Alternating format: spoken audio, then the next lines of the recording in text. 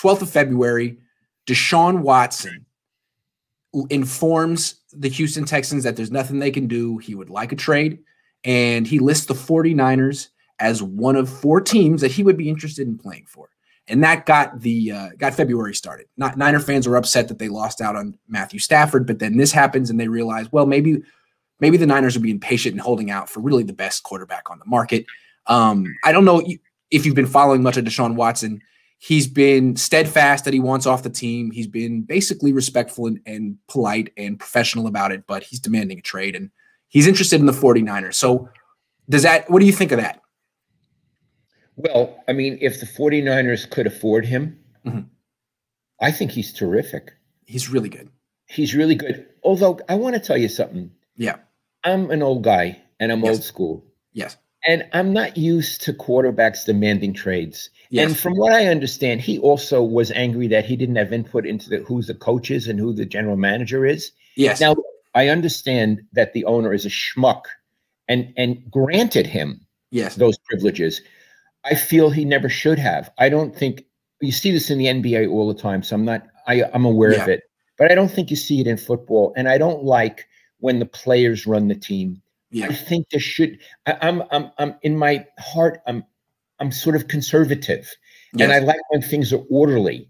That the owners run the team, the general managers run the team, and the players do the playing. That's a world I understand, and I understand many people disagree with me, and I'm not fighting. But so I have a problem with him. Is he going to come to the Niners and make more? I don't care what he does where he is, but is he going to come to the Niners and all of a sudden want to run that team? I think you'd have to assume that he would want to do it because look, here's the thing.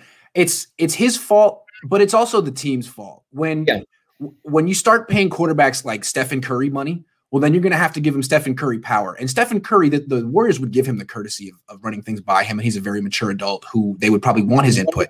He's a he's 33. I mean, Deshaun Watson's 25.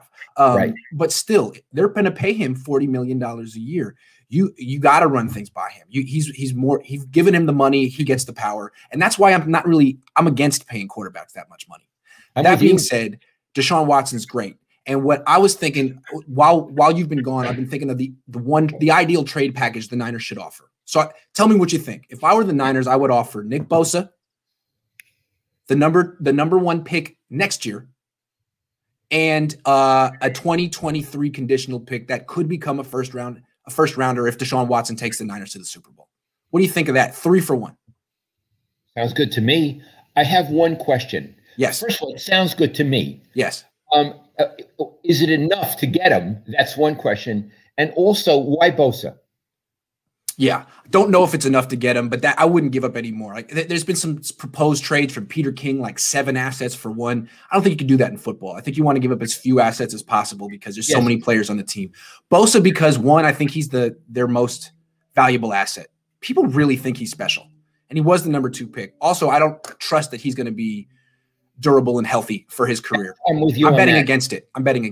Yeah. So I want to trade him before that becomes accepted reality. People still think that he's going to come back. So that's why I see it. So anyway, Watson's that's the backdrop of the entire Niners offseason. Are they waiting around for a shot at Watson? And they could be, because this deal can't happen until really after June 1. There's going to be a whole nother cycle of movement and trades and signings after June 1. So it's on hold for now. May I ask you a question? Yes.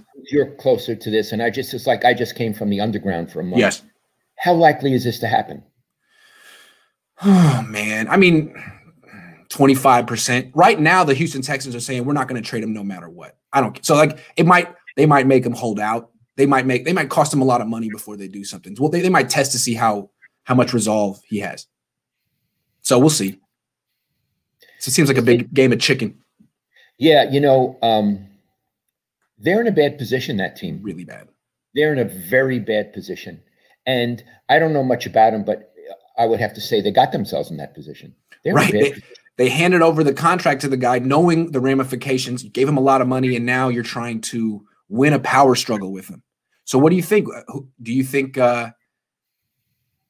they'll win, or do you think they'll capitulate and just trade him? Because who wins this power struggle, Dan? Okay. I don't know how it works, but I think Deshaun Watson won't be with them next season. Yeah. I don't know where he'll be. I have another question about him. Yeah. Let's say he's the Niners' starting quarterback. Yeah. Are they a playoff team? Yeah, I would say so. Are they a Super Bowl participant team?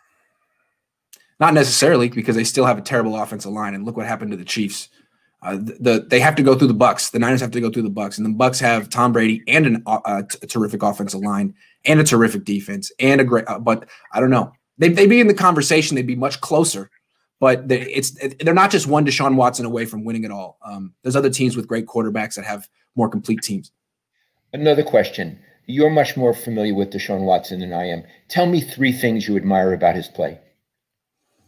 Oh, he's tremendously poised and confident. It's like it's like the game's moving in slow motion for him. He just tries things and pulls things off that other guys wouldn't even dare to do. He throws the ball down the field. He can. He's one of the most athletic quarterbacks in the league. He's experienced. He's had torn ACLs like Jimmy Garoppolo and actually returned. He's a supreme athlete, and he's a hell of a quarterback. Now, despite all of that, he went 4-12 last year. So that's not a knock on him. It just shows you got to put a team around him. You got to put a team around any quarterback. And the Niners still have other issues. They have no secondary. All of their cornerbacks are free agents. So they would have more work to do. Okay. All right. Let's move. So on.